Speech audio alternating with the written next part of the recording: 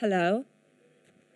Okay, so I have a respiratory tract infection. So what you can expect from this talk is lots of coughing. You might not feel very good after it. I might vomit also. It's just like a disclaimer. I'm putting it out there. And people generally struggle to understand when I speak. I don't think I have a thick accent, but anyway, that coupled with me being sick, let's, just give me the benefit of the doubt. It's going to be a postmodern experience of trying to understand what the fuck I'm saying. So, here we go. It's also my first talk at Amaze, and I'm really, really nervous. So, just please be nice.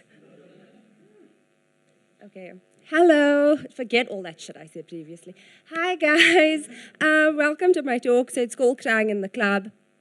I don't think a lot of you are familiar with that saying. I am, obviously, but I'll get into what that means. And my talk is about how to make games despite the crushing weight of being alive. So I feel like every fucking day I think about angst and I think about Franz Kafka and Albert Camus and all of the dead philosophers, really, all my friends. And it's difficult, just being alive generally. And that's what I want to speak about in this talk. I'm not sure if okay, just also, this is the first time I'm going through this talk. So it's fun. We're all virgins here, hearing it for the first time. It's a virginal experience. Yeah, and that's me. That's me when I was 5 in Saudi Arabia.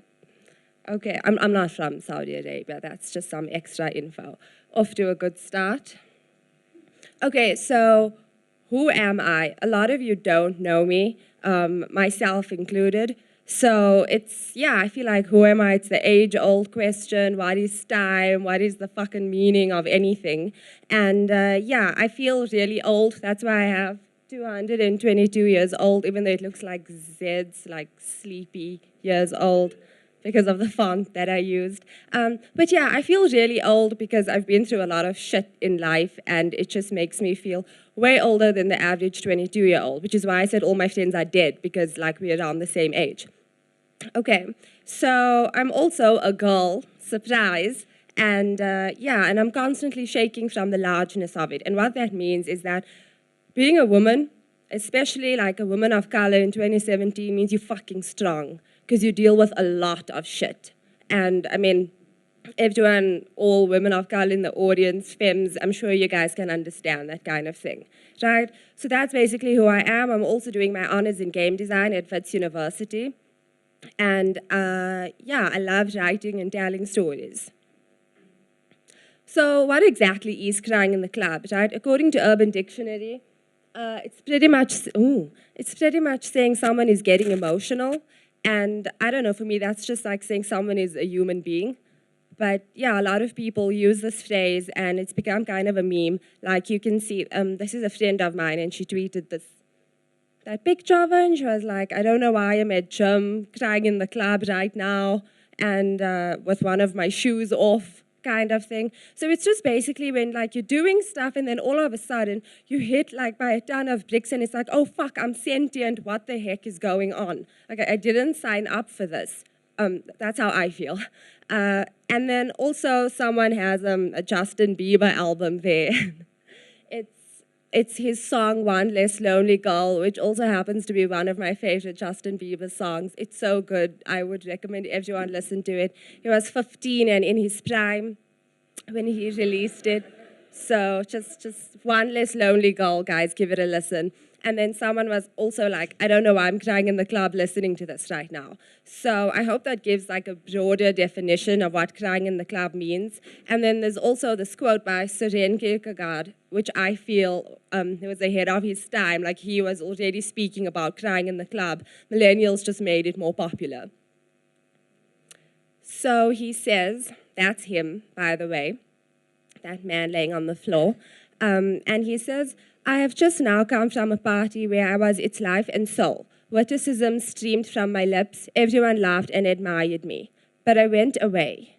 Yes, the dash should be as long as the radius of the Earth's orbit, and wanted to shoot myself. So he went to this party and he was amazing at it, and then he left and all he wanted to do was commit suicide. And I don't know how many of you can identify with that, but often, like, I'll be out dancing and all of a sudden I'm just like, what the fuck is going on? Like, Trump's the president. I don't know. I don't understand anything. So it's hectic, guys. Being alive, like, yo, it's such a thing.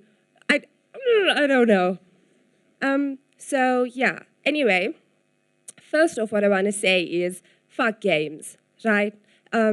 This is just my experience with making games and doing all of these things. Obviously, it doesn't apply to every single person here. And when I speak about video games, it's just my experience with games and the games that I like. So personally, I don't like first-person shooters, any games with violence, really. I'm not for it.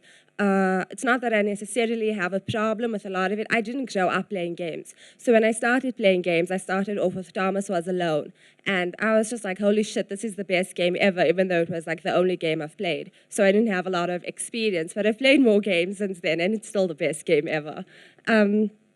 Yeah, so why I'm saying fuck games is because I've been seeing on Twitter a lot recently that there's all this like negativity against crunching to make a game.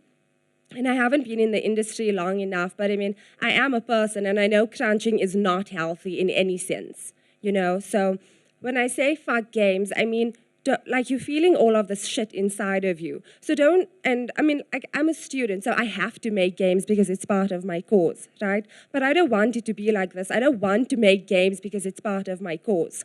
And it's something I think about a lot, right? Because I want to do this for the rest of my life. And with my honors game, I actually only came up with the concept like 5 months in because I didn't want to just make a game for the sake of making a game. I wasn't doing well emotionally at all. Like, I was thinking a lot about like, why the fuck am I here? And I was thinking about suicide, but not in the sense of like, I don't know, is there a traditional sense of suicide? I was just thinking of the idea, like Albert Camus, is another friend of mine, a philosopher, dead. He said that the only truly like philosophical question is whether or not we should kill ourselves, right? And a lot of people are like, oh, but yeah, this is so depressing. You just come with your angst all the time. But it's not depressing. I'm a fucking realist. You know, I think so. I'm obviously also very subjective, but I don't care. I'm fine with myself. Yeah, so I was thinking about suicide, like, why is it so taboo? Why should we not have the agency to kill ourselves? Like, it's your life. And I mean, some people, like, you just don't want to be here anymore. And so I was thinking about that a lot, and I couldn't even, like, spare thought to my game because, I mean, I'm busy dealing with all of this. I don't want to think about, like, fucking mechanics and all of these things, you know? And then it was only after, like, I had multiple breakdowns, it was not fun, did I realize that actually I can make games about this. And that's the kind of games that I want to make. And I don't think it's cliche to make games about yourself at all, or I don't think it's narcissistic. In fact, I think it's very cathartic and therapeutic. And the game that I'm making at the moment, it's called After Hours. I think it will be like on the floor today. It's an FMV game. And it's about this girl that was molested as a child.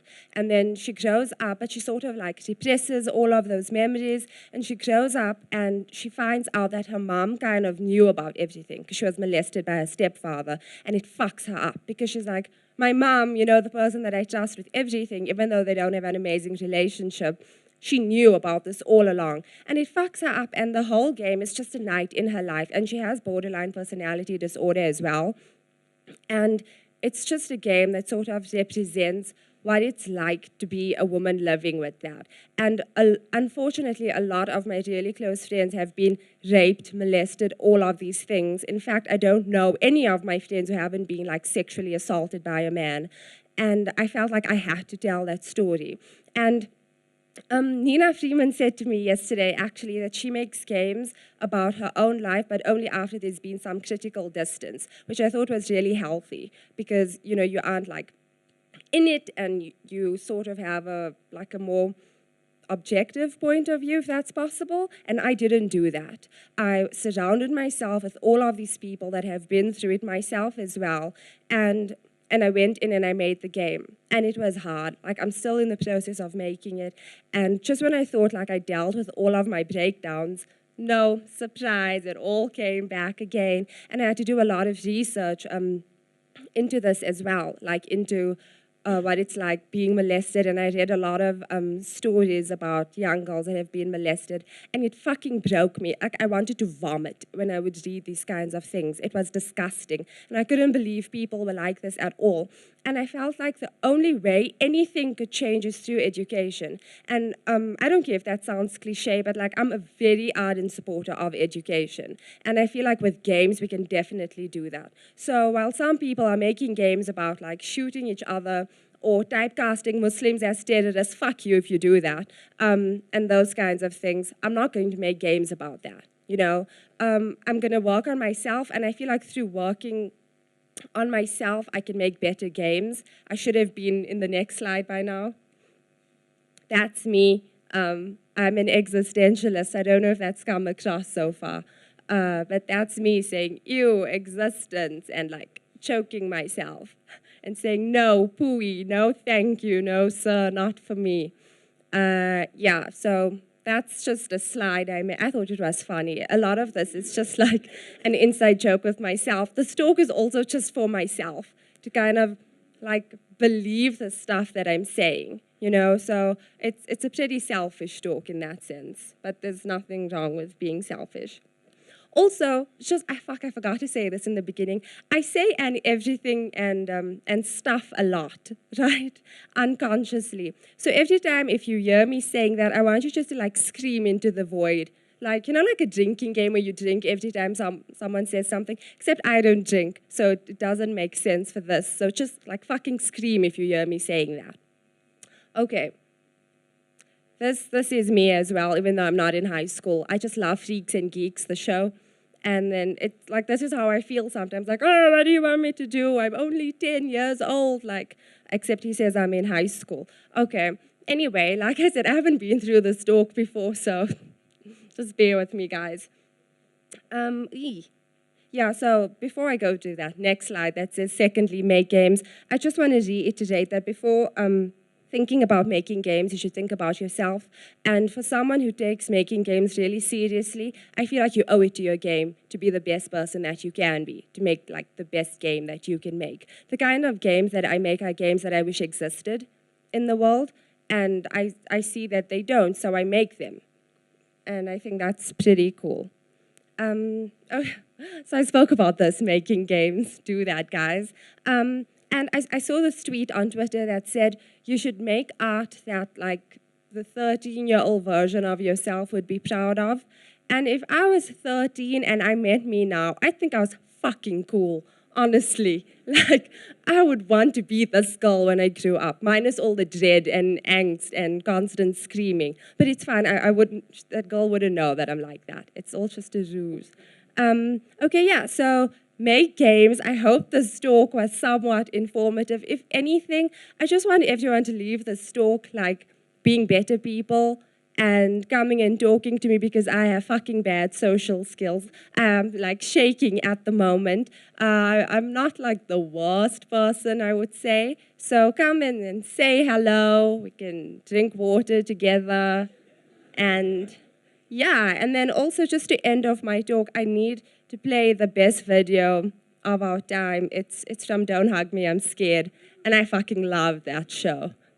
So it's a silent film screening, guys. It's about being creative.